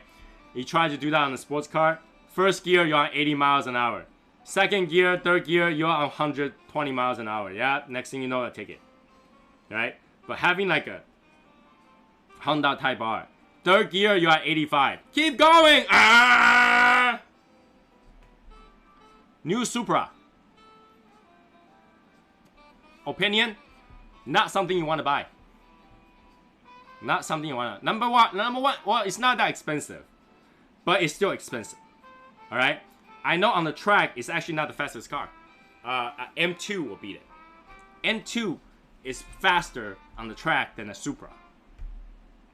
M2 on the track is faster than a Supra. Okay? So, unless you gotta buy that Supra and modify the crap out of it to be a dragster, and that's what a Supra is for. Supra is famous for modification, okay? So, if you had an old Supra, you modify it, you gotta have some serious amount of horsepower, and then you'll be able to go super quick on a drag strip. You're not gonna get super quick on the track. You know, those winding roads are not for Supras. So, that's why I always question why people hype over Supra so much, because it's a dragster and you have to modify it. A stock Supra is nothing. It's nothing. Okay? It's nothing without Supra is nothing without the modification. Alright? No. They're not as modifiable because everything is covered in there. You have to, the only way to modify is take out your entire engine and just work it. Alright, work it. Yeah, like that. You drop an entire engine in there. That's the only way to do it. Alright. So that is the only way to do that. So I was never a fan of Supra because I am not the person that like drag strip, because what are the fun just driving straight? You know, I'm I'm Asian, so I like to be able to drive across winding tracks where you really have to downshift, upshift a lot of time. You have to control, you have to, you know, get your line. That's the romance of driving that car. You know, that driving a car feels like you have control, and it really show off your control. Driving straight and just see whose horsepower is more, that's not really fun thing for me, because in reality you can just toss 1,000 horsepower engine in anything and then you have 1,000 horsepower to go. So drag strip is never my thing, so I was never a fanboy for Supra. In fact, I was never that big a fanboy for Toyota, period. I was, you know, I was driving Nissan and Hondas. I have few Toyotas and none of them I like. Alright, none of them I like. MR2, here's the problem, you can't find them anymore. You can't find them anymore. Alright, if you ask me, like, well, you know, in the 90s, what would I love to drive the most? S15. If you know what that is, then you know what that is. I will drive S15 any day of the week and have so much fun down Tokyo Highway or you know, mountain strips. Even, like, you know, just getting out of exit from highways will make me smile. Alright, it will make me smile every time. I'll cry about the tire afterward, but that will make me smile every time. S15.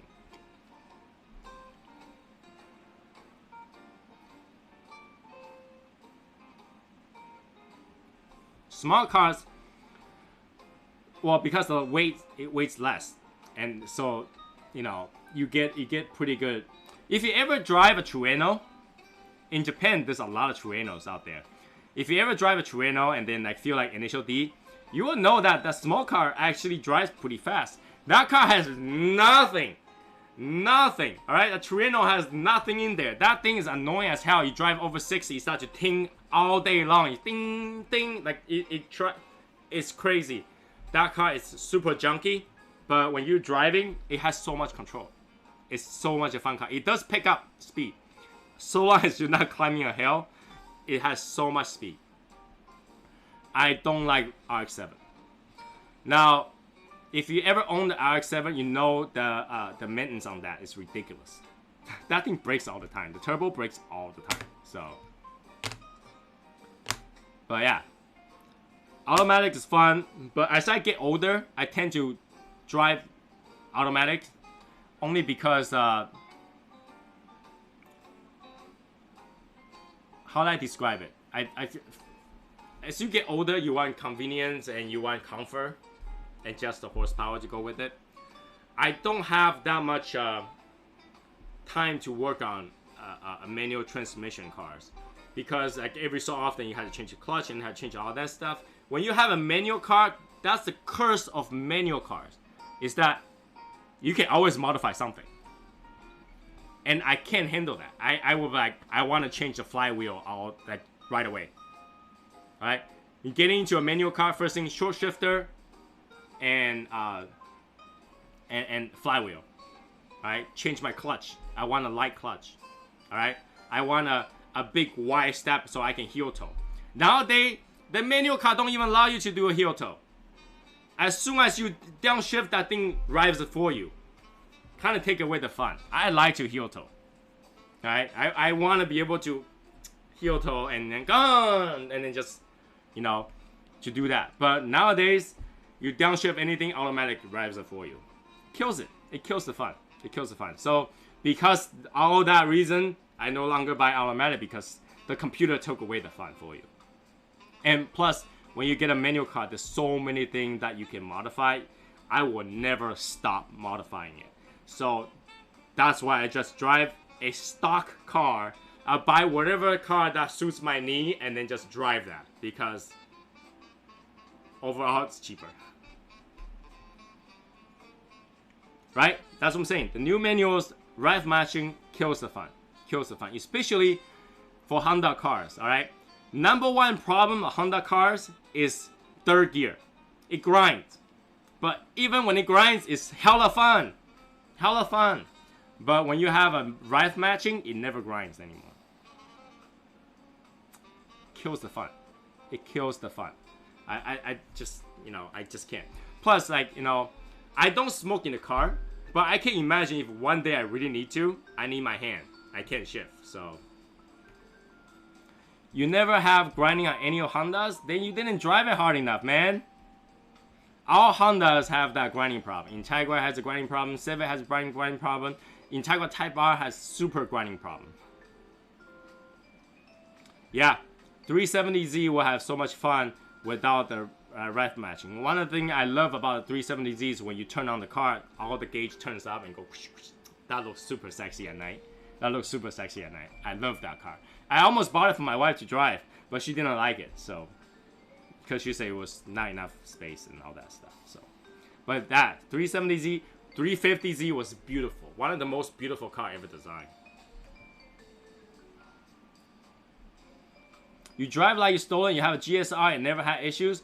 My GSR, my GSR, my Type R, both grinds. Okay, my Civic SI grind, Type R grind, NSX grind. There was one more that grind. Hold on.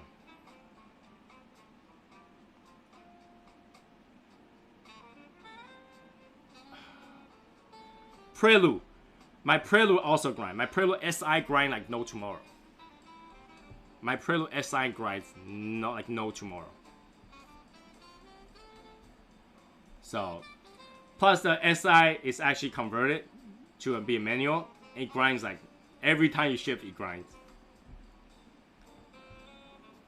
Because you live in the East Coast, West Coast life, baby. What's that had to do with anything? What's that had to do with anything? It grinds. No, my cars are in Japan, man. My cars are in Japan. I bought a lot of car back in the days. I probably switch car every few months. Like literally, I would switch new car every few months. I think my average is about 7 months. No. Those cars were in Japan, man. There's no Civic Type R here in the U.S.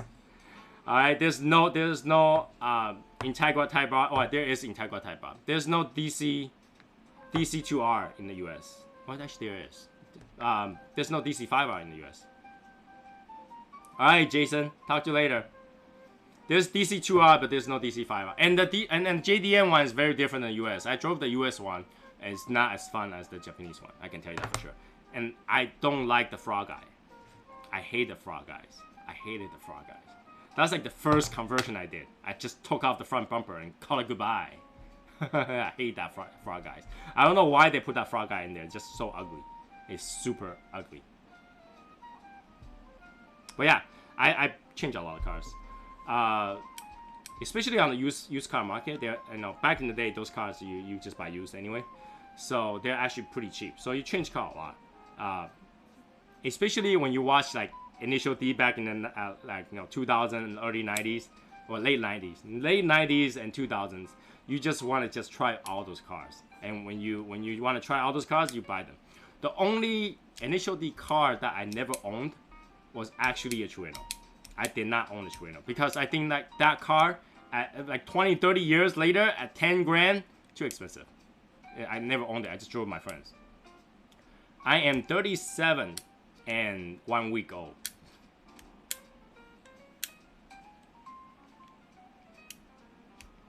You know, the DC2R with the spoon exhaust. Woo! I still remember the sound of that thing. Beautiful, beautiful, beautiful, beautiful sound.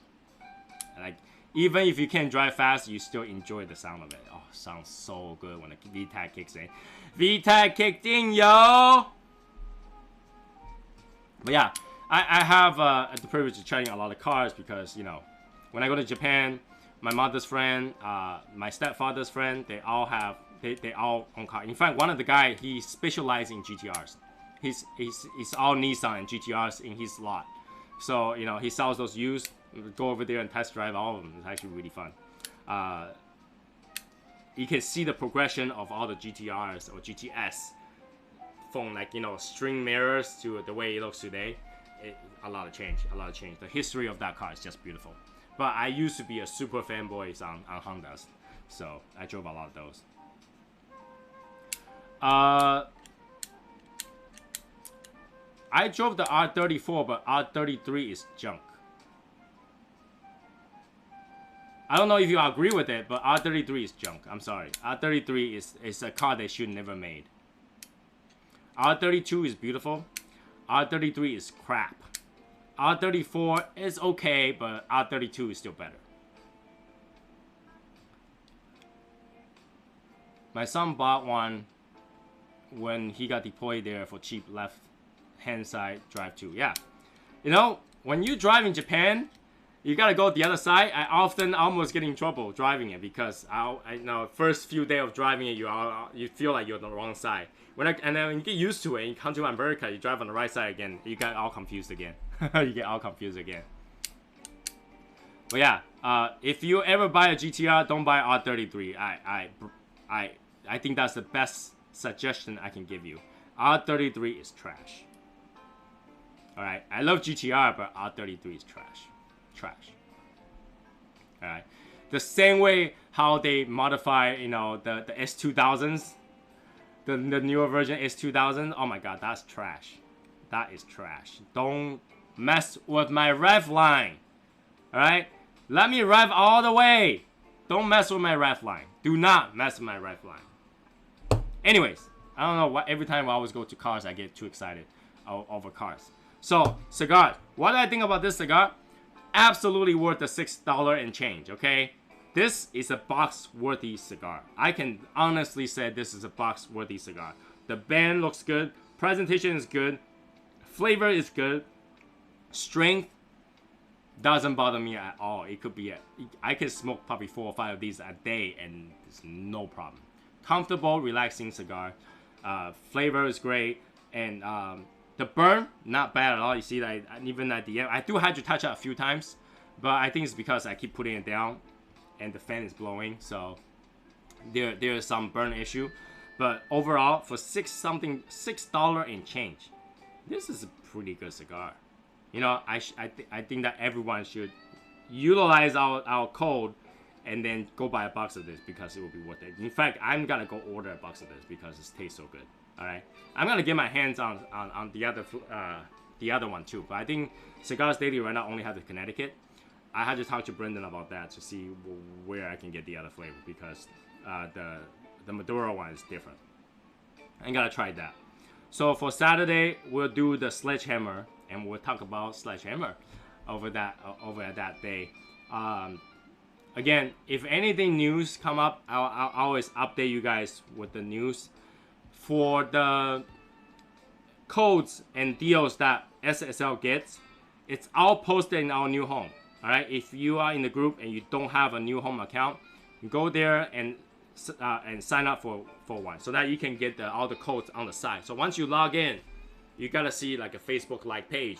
On the right side, I have posted what kind of deal we have, what kind of code we have, all on that one side. Okay, all on that one side so that you can get the code for it. For Cigars Daily, our code is still good for another week or so. Before I had to talk to Tim again to get a different code. But for that code, utilize it before it's gone. Okay, utilize it before it's gone because you can stack that on top of any promotion. Any promotion. Okay, just not code. If the promotion utilizes a code, you cannot stack on top of that. But if the promotion doesn't use a code, you can stack on top of it. So take advantage of those before it's gone. I want everybody to be able to take a good advantage of those so that you can save money and have good cigar at the same time. But this is definitely a box-worthy cigar. Now, in terms of Habano with this one, if I had to choose, I would still choose the Habano. I would still choose Habano because Habano is just perfect for me. Perfect for me for a daily cigar. Perfect for me for a relaxing cigar. Again, they're not expensive. So, you know, if I was to recommend somebody to try a new cigar like they're smoking for the very first time, I would recommend with the Black Band Connecticut first. They smoke that. If they like it, I would definitely recommend this one to go the next step up. So you get more flavor to pick up, still about the same strength. Definitely good cigar, well done cigar. So you know, that concludes the review for today for this particular cigar. Not that we really review anything, just whether or not I like it or not. So for this week, I think that's pretty much it. I mean, I probably won't be on for the next couple of days because I still have a lot of things to deal with. But if I get any update on anything whatsoever, I'll post on Facebook, okay? So I'll see you guys on Facebook. That's it for tonight. I know there's 5 more minutes, but we started just a tad early too. So that's it for tonight. I'll see you guys on Saturday and on Facebook. I always do. That's my problem. That's my problem. So yeah, I need to really learn to stay off SSL, because when SSL is on my agenda, I just cannot stop. I just have to. It's like, it's my entertainment. It's my entertainment. It's my safe haven. It's my sanctuary. It's my safe house. It's my place away from all the messy, crazy stuff that's going on in the world. It's the best place in the world. Okay? So anyways, have a good night, everybody. I hope you enjoy the night. I hope you enjoy the show. I mean, unfortunately, we always digress to something crazy. So,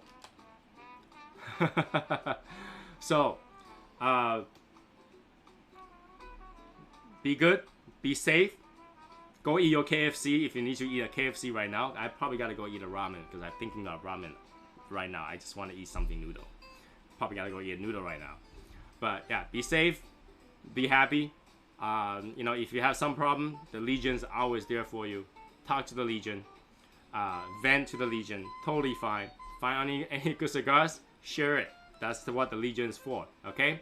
Have a good night, everybody. I will see you guys whenever I get on, but definitely Saturday. Okay?